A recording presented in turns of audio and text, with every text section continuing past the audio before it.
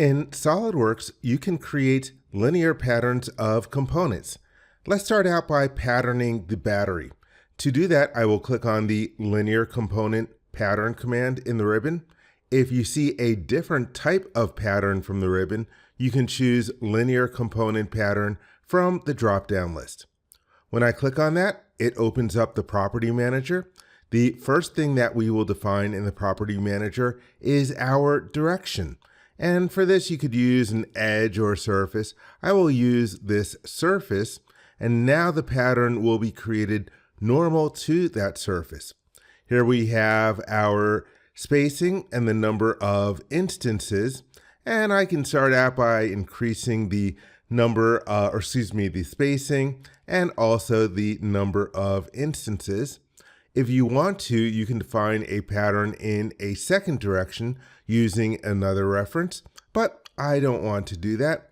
And so then I can go down to the field for components to pattern and then click in it.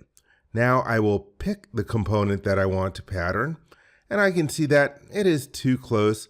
Let me start increasing the spacing, and I also need to increase the number of instances. And I can see the preview of the pattern update on the screen. I am happy with this, so I will hit the check mark. Let's take a look at another example. I will deselect the pattern and then click on linear component pattern again. And for my direction, this time I'm going to use an edge. Let's pick on this edge in the model. And you can see that right now we're using the same spacing and the number of instances.